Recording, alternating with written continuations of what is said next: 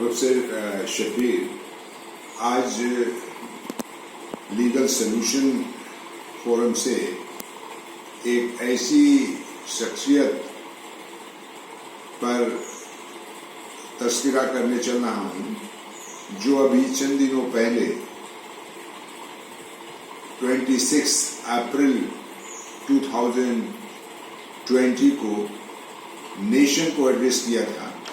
और वो आरएसएस के सुप्रीमो श्री मोहन भागवत जी हैं। श्री मोहन भागवत जी की एक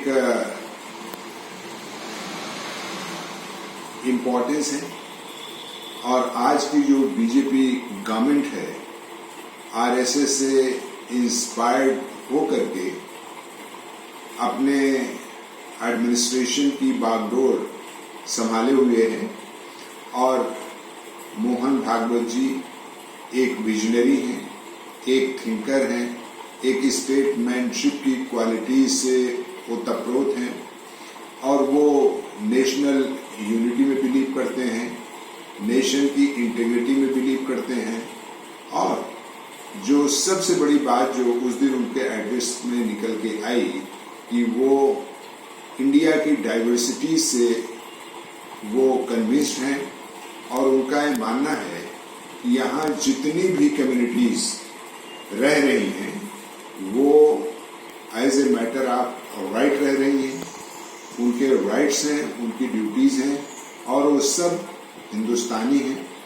और उनके राइट्स का जो प्रोटेक्शन कॉन्स्टिट्यूशन ऑफ इंडिया में दिया गया है वो प्रोटेक्शन रहना चाहिए।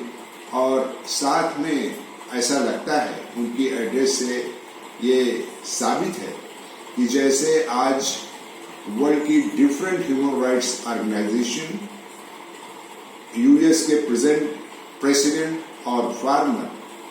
जो इंडिया की रिलीजियस फ्रीडम और इंडियन माइनॉरिटीज स्पेशली मुस्लिम्स के बारे में कुछ रिजर्वेशन जाहिर की थी और इंडिया गवर्नमेंट को उन्होंने ये इंडिकेट किया था कि उसमें सुधार की जरूरत है और माइनॉरिटीज अपने को प्रोसिक्यूटेड ना फील करें और इस लिहाज से उन्होंने इस बात को भी कहा कि कोई ऐसी बात किसी को करने का हक नहीं है कि दूसरा उससे नाराज होता है।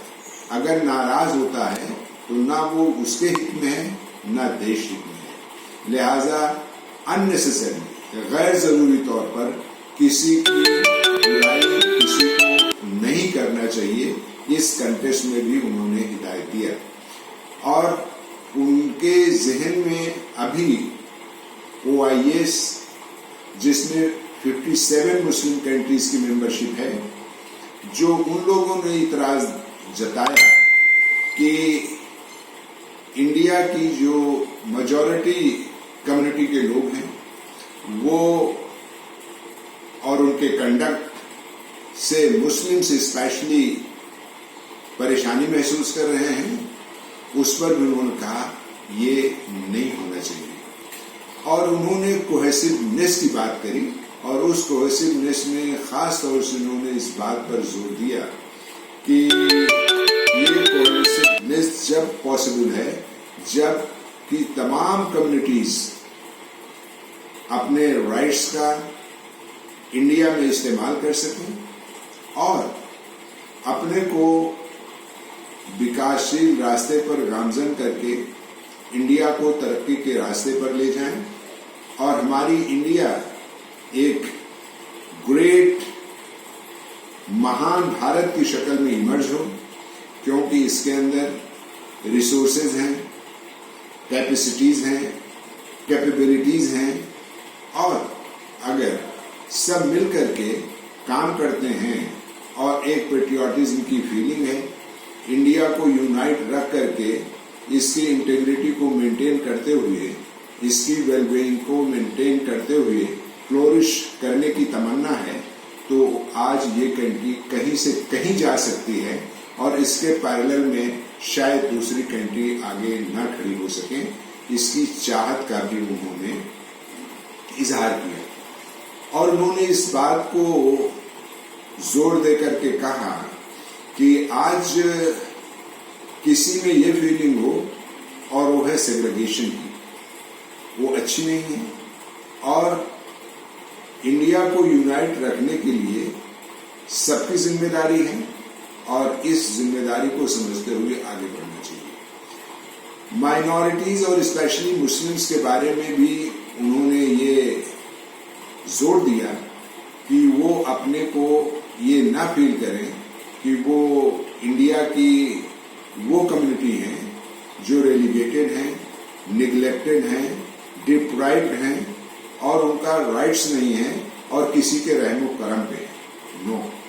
वो एक बोनाफाइड सिटीजन की हैसियत से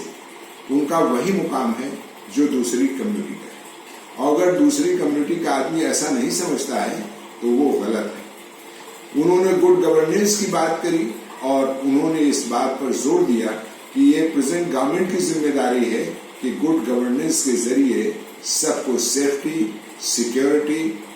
एजुकेशन और डेवलपमेंट के पूरे मौके दिए जाएं और कोई कहीं पर ये फील ना करे कि हमारे साथ कोई डिस्क्रिमिनेशन हो रहा है। डिस्क्रिमिनेशन की फीलिंग अगर किसी सेक्शन में है तो वो नेशन को पीछे ले जाने की बात है। लिहाजा गवर्नमेंट को उन्होंने आगाह किया। उन्होंने प्रेजेंट प्राइम मिनिस्टर की तारीफ किया। उन्होंने जिस तरीके से सारे नेशन को जोड़ करके जो आज हमारा एक कॉमन एनिमी है जिसको कोरोना वायरस कहते हैं, जिससे आज दुनिया दो चार है और भारत में इसका डट करके मुकाबला किया जा रहा है और सारे लोग कोऑपरेट कर रहे हैं और लॉकडाउन और सोशल डिस्टेंसिंग यही दो ऐसे रास्ते हैं जिससे कि कुछ बचत मुमकिन है और जिसके फवायद सामने आ रहे हैं। उसको लागू करने में उन्होंने प्राइम मिनिस्टर के एफर्ट्स को बहुत ही लाउडली अप्रिशिएट किया और एक्नॉलेज किया और ये भी कहा कि ऐसे क्राइसिस में प्राइम मिनिस्टर ने इंडिया को यूनाइट करके आगे सिचुएशन को बढ़ा रहे हैं। और उन्होंने कहा कि आज के इस बुरे दौर में जबकि इतने बड़े माइटी एनिमी से हमारा मुकाबला है, वहां तबलीगी जमात जो कि ऐसा कहा जाता है कि वो अच्छे काम करने में डिवोटेड है, अगर उसमें चंद लोग या चंद लोग के कंडक्ट से कोई किसी को परेशानी हुई है तो इसका मतलब ये तो नहीं कि पूरी वो ऑर्गेनाइजेशन फॉल्टी है, पूरी उस ऑर्गेनाइजेशन का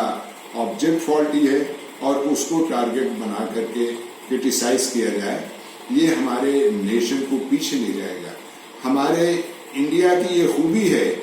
कि इन्हीं डाइवर्सिटीज के बीच में हमारे यहाँ डिफरेंट ऑर्गेनाइजेशंस हैं और डिफरेंट एसोसिएशंस हैं, वो काम कर रही हैं और हमारे कॉन्स्टिट्यूशन में उनको बेसिक फ्रीडम दी गई है और उस फ्रीडम के तहत अपनी ड्यूटीज को अंजाम दे रही है। और जब वो रिजनेबल रिस्ट्रिक्शंस को जहन में रखते हुए अपनी फंडामेंटल राइट्स और अपनी फ्रीडम जो भी उनको मिली है, अगर कोई उनका कोई इस्तेमाल करता है तो किसी को इतराज की जरूरत नहीं। उनका ये भी कहना है कि आज जो भय की सिचुएशन हमारे समाज में एक तैयार की जा रही है कि एक कम्युनिटी दूसरे कम्युनिटी की दुश्मन है, ये हमारे राष्ट्र हित में नहीं है। और इसलिए लोगों को सोचना चाहिए कि इक्वलिटी का प्रिंसिपल, इगलिटेरियनिज्म का प्रिंसिपल, कोहिजन का प्रिंसिपल पूरे तौर पर लागू करना चाहिए, तभी हमारा मुल्क तरक्की कर सकता है। पहले हम भी ये समझा करते थे कि आरएसएस एक कम्युनलिज्म की बात शायद ज्यादा करती है या उसमें माइनॉरिटी स्पेशली मुस्लिम्स का कोई मुकाम नहीं है, लेकिन उनके एड्रेस से बात साफ हुई कि हम सब यहाँ के रहने वाले इनहेबिटेंट्स हिंदुस्तानी हैं, सबके अपने राइट्स हैं, सबके अपनी ड्यूटीज हैं और सबको इक्वलिटी प्रिंसिपल के साथ यहाँ रहना चाहिए और नेशन की इंटीग्रिटी में, नेशन की यूनिटी में उनको बिलीव करना चाहिए और मुल्क की हुकूमत की ये जिम्मेदारी होती है कि बिना किसी को इस बात का एहसास दिलाए हुए कि कोई बड़ा है, कोई छोटा है, कोई गरीब है, कोई अमीर है, कोई हिंदू है, कोई मुसलमान है, उसके साथ ऐसा व्यवहार हो और सबको आगे बढ़ने का मौका होना चाहिए। और इस मौके के लिए ऐसा नहीं है कि किसी एक पर्टिकुलर कम्युनिटी की मोनोपोली हो या गवर्नमेंट ये रियलाइज कराए डे टू डे एडमिनिस्ट्रेशन में कि पर्टिकुलर कम्युनिटी का ज्यादा हक है और दूसरी कम्युनिटी जो निग्लेक्टेड, रिजेक्टेड, बैकवर्ड शक्ल में है वो वैसे ही रहे। नहीं, उसको भी गवर्नमेंट की जिम्मेदारी बनती है कि बराबरी की फूटिंग पर उसके साथ ट्रीटमेंट दे। और मुझे इस बात की खुशी है कि अभी कोरोना वायरस से जब हम लोग निपटने के पूरी कोशिश कर रहे हैं, वहां यूनिटी की जरूरत है और यूनाइटेड होकर हमें उस पर अटैक करना चाहिए। वहां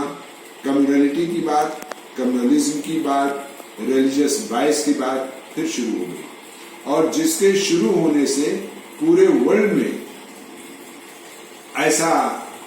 सिग्नल गया कि जैसे कि इंडिया में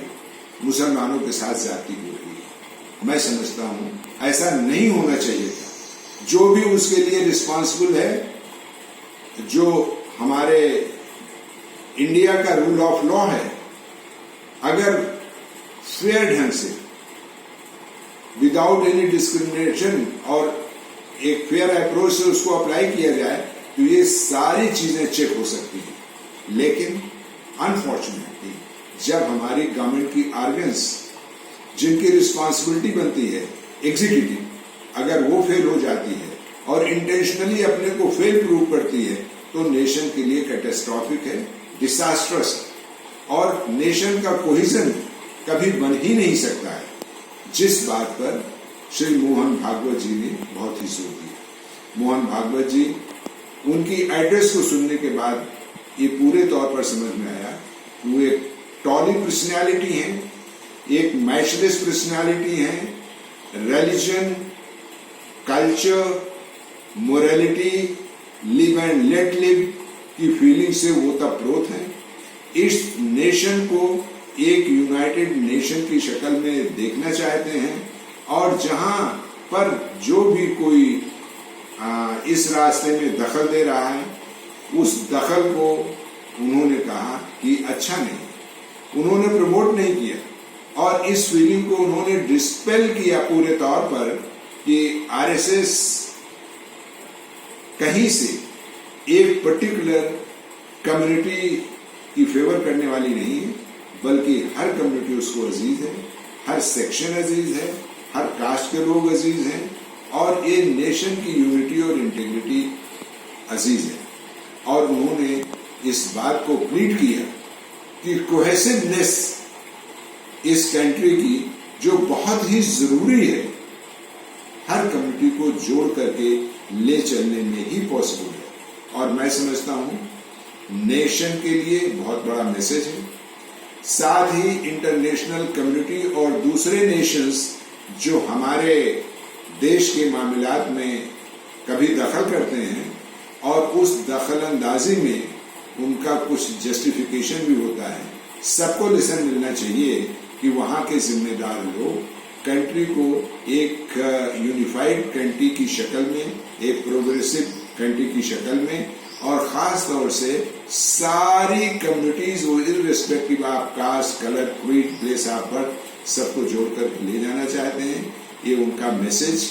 आज के इस वक्त में बहुत बड़ा एसेट है। इसको गवर्नमेंट के लिए भी इसमें नसीहत है और खास तौर से हमारे एग्जीक्यूटिव, लेजिस्लेचर और जुडिशरी जो हमारे सेपरेशन ऑफ पावर के तहत 3 गवर्नमेंट के आर्गन हैं, उनको भी लेसन लेना चाहिए और हमारे यहाँ के जो लोग हैं उनको भी ये लेसन लेना चाहिए कि कहाँ वो गलती कर रहे थे, नहीं करना चाहिए, क्योंकि हमारे बुजुर्ग, हमारे पेशवा, हमारे लीडर, हमारे रहबर उस बात को वो कंडेम करते हैं, नहीं मानते हैं और उनकी लास्ट वर्ड जो प्लीडिंग से मैं समझ सका हूँ, cohesiveness of India is supreme और इस लेसन को सबको लेना चाहिए, तब हमारा हिंदुस्तान तरक्की कर सकता है। अब मैं इजाजत चाहता हूं और सबको सलाम करता हूं, आदाब पेश करता हूं और इंशाअल्लाह चंद दिनों में किसी और बर्निंग इशू पर मैं आप सब लोगों से मुखातिब हूँगा और thank you very much, wish you all the best.